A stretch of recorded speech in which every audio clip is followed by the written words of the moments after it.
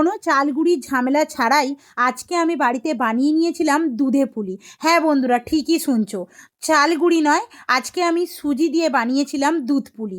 যেমন নরম তুলতুলে তেমনই দুধ পুলির মতো স্বাদ। তোমরাও আর দেরি কেন, তাহলে তোমরাও বাড়িতে ঝটপট আমার মতো বানিয়ে নাও এই দুধে পুলিটা। তো কিভাবে বানালাম চলো রেসিপিটা তোমাদের সঙ্গে শেয়ার করা যাক। 1 বাটি সুজি নিলাম। সুজিটা পরিমাণ মতো দুধ দিয়ে 10 থেকে 15 মিনিটের মতো ভিজিয়ে রেখেছিলাম।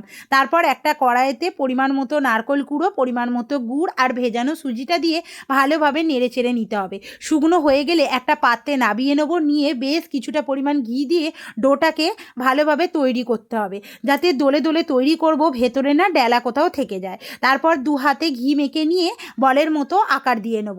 তারপর একটা কড়া বসিয়ে তাতে দুধ ফুটিয়ে নিয়ে 2টো এলাচ দিয়ে আবারও ভালোভাবে দুধটা ফুটিয়ে নেব, যাতে দুধটা মোটা মোটা হয়ে এলে মানে গাঢ় হয়ে এলে তখন আমি এই বলগুলো দুধের মধ্যে ছেড়ে দেবো।